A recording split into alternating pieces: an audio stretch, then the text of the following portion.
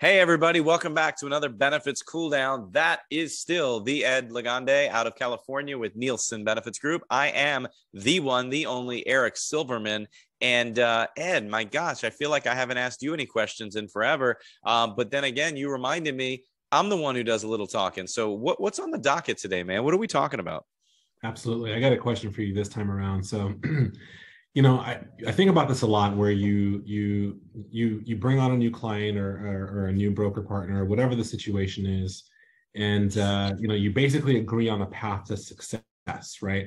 And then you're going down that path, and when it comes down to whether it's the end of open enrollment or in the middle of the strategy, and maybe it doesn't go as well as they planned or as well as you planned overall, but overarchingly, there's a deviation in the plan along the way, where you've set along something, but maybe they've deviated for whatever reason, whatever justification there is. Can you walk me through, have you come across that before? And of course, you're the one left holding the bag at the end of the day because it was your idea initially, right? So walk me through that. Yeah. Yeah. So, I mean, it comes down to one word and one word only, coachability. And the question is, are you, or in this case, in the example, is your client coachable? Is your partner or client coachable? And what does it mean to be coachable? Well, coachable means, do you take instruction, follow it to a T, listen, adhere to it, stick to it, have that stick-to-itiveness, and actually follow through? Look, I'm a big believer that there's absolutely 100% nothing true about the saying where somebody says to me, well, I followed your advice to a T. I did almost everything you said, but, I'm 99% coachable, but it's just that one or two things that I didn't agree with you. So why would I do it that way, Ed? It didn't make any sense to me. There is no such thing as being 99% coachable. It is you're 100% coachable or you're not. Period. Stamp. End of sentence. That's it.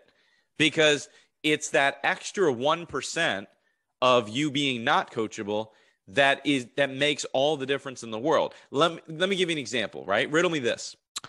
You go to your favorite restaurant in Las Vegas. You're taking your wife out to the most exceptional meal of her life. It's a 5-star Michelin rated restaurant. Chef Gordon Ramsay, Bobby Flay, whoever celebrity chef, it's their restaurant, right? And you get the most absolute insane, delicious lobster macaroni and cheese. It is absolutely mind-blowing. And you can't love it enough.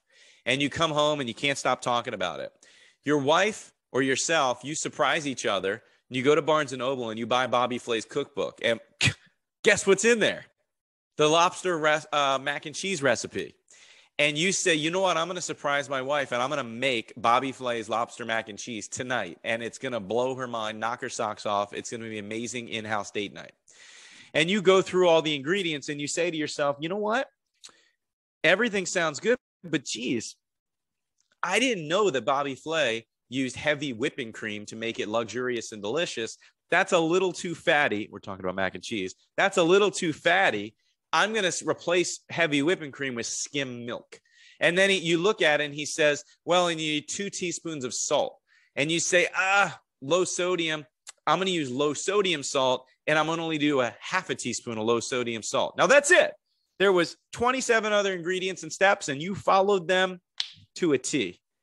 And you get it all prepped. And by the way, it's going to look fantastic. It looks great. The top is brown. It looks awesome, right? Your mouth's watering. Mine is too. Everything's going great. Candle lit, honey sits down, right? And you start eating it, and you both immediately look at each other and realize this is not right.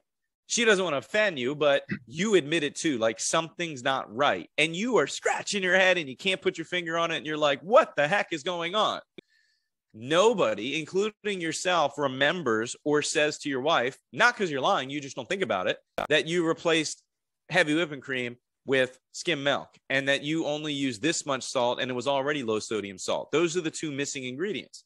So you were, in this case, 98 or 99% coachable. You followed the recipe in your mind, but you screwed it up. Guys, that happens in business as benefit advisors and counselors and brokers every day, and we don't even realize it, and your clients don't always realize it either.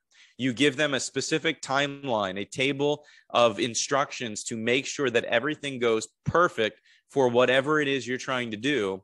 And when it's done, if you look through it and dig deep, oftentimes you realize that your client, your partner, whoever it is, they didn't follow the recipe for success. In essence, they were 99% coachable, and it was the 1% that they weren't coachable that made the challenge occur, and the results not end up the way that you all anticipated them to be. Ed, what do you think about that? Well, first and foremost, now I'm hungry thinking about some mac and cheese. And actually, it reminds me of when I made we had a company potluck, and I made mac and cheese and accidentally used coconut milk. Oh, good God, man. I don't want that. That's awful. That is a perfect way for us to wrap this up. But I mean, can you appreciate that? Do you think that happens to a lot of us advisors, brokers, and consultants? 100%. To me, it's always a partnership. You got to know the consequences, good and bad, of any deviation from a plan at the end of the day. So I appreciate you sharing that. And I think it's spot on, to be honest with you. So.